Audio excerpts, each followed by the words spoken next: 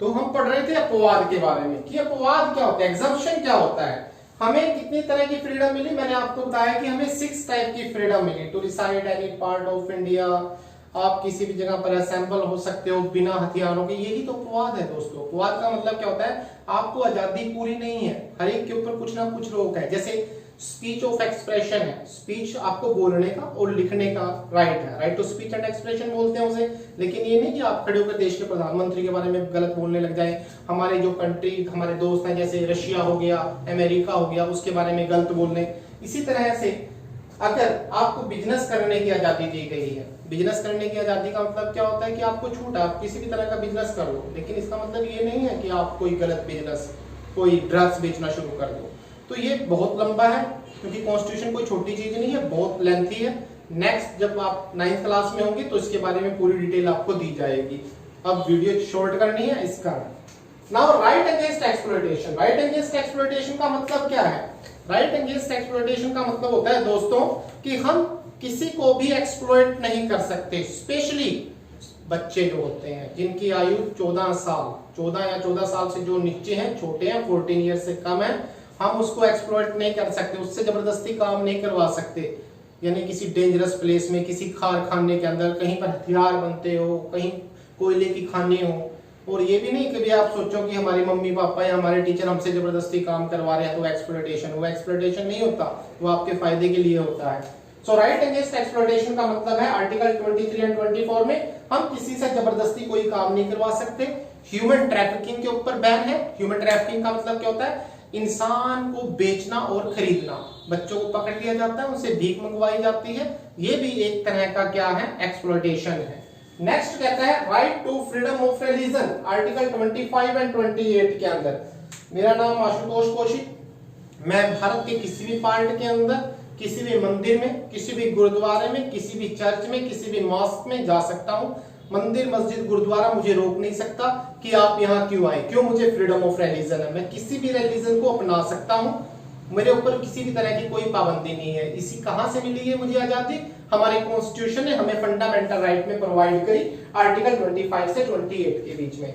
अब कहता है कल्चरल एंड एजुकेशनल राइट। हमारे देश के अंदर दो ग्रुप है, एक है मेजोरिटी, दूसरा है माइनॉरिटी। मेजोरिटी का मतलब क्या होता है? जो संख्या में ज्यादा है, जैसे हिंदू भारत में ज्यादा है 80% के आसपास, मुस्लिम कम है, सिख कम है, तो इन्हें माइनॉरिटीज बोला जाता है। वैसे सिखों को माइनॉरिटी में नहीं गिना जाता, ठीक है।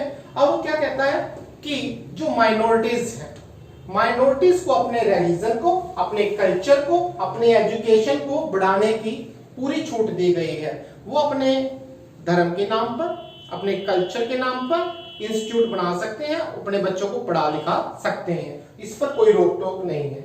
Right to constitutional remedies, article 32 से 35 में इसका जिक्र है।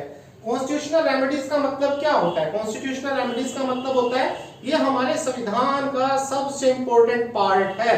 हमारे फंडामेंटल राइट्स, हमारे कॉन्स्टिट्यूशन की आत्मा इसी को बोला गया है। अगर कोई हमारे फंडामेंटल राइट्स को, हमारे मौलिक अधिकारों को छीनने की कोशिश करता है तो हम कहां जा सकते हैं? डायरेक्ट हाई कोर्ट या सुप्रीम कोर्ट में रिट डाल सकते हैं। यानी कि ये जो संविधान के अंदर दी गई 6 इंपॉर्टेंट थिंग है, यही कॉन्स्टिट्यूशन में सबसे इंपॉर्टेंट है, फंडामेंटल राइट्स। तो हमारे कितने फंडामेंटल राइट है? 6। क्लियर है ये बात? देन कहता है सेकुलरिज्म, ये सबसे लास्ट फीचर है according to 8th class of the Indian constitution की। फीचर्स तो बहुत है हमारे कॉन्स्टिट्यूशन के। सेकुलरिज्म का मतलब क्या है? इंडिया, भारत, हिंदुस्तान, ये इसके नाम है। लेकिन हिंदुस्तान होने का मतलब ये नहीं कि केवल हिंदुओं के लिए है। सेकुलरिज्म का मतलब होता है when a state doesn't have any official religion, जब किसी भी देश का कोई अपना ऑफिशियल रिलीजन नहीं होता, वो सेकुलरिज्म कहलाता है। हमारे देश का अपना कोई रिलीजन नहीं है। पाकिस्तान एक इस्लामिक कंट्री है, बांग्लादेश एक इस्लामिक कंट्री है, सऊदी अरब के बहुत सारे कंट्री, या सऊदी अरब खुद एक इस्लामिक कंट्री है, अरब के बहुत सारे कंट्री की बात कर रहा था ना।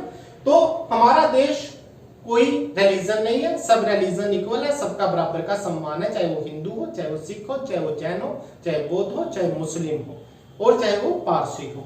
अब वो बात करता है कि इंडियन कॉन्स्टिट्यूशन, ये इंडियन कॉन्स्टिट्यूशन की 5 फीचर्स थी जो इस लेसन में हमने पढ़ी। Federalism, parliament form of government, separation of power, fundamental rights, secularism. और प्रीवियस पार्ट में हमने क्या पढ़ा था, full introduction of the constitution, what, where, when, why. So thank you very much. आज के लिए हमारा ये लेसन खत्म होता है। 8th क्लास का फर्स्ट लेसन आज कंप्लीट हो गया।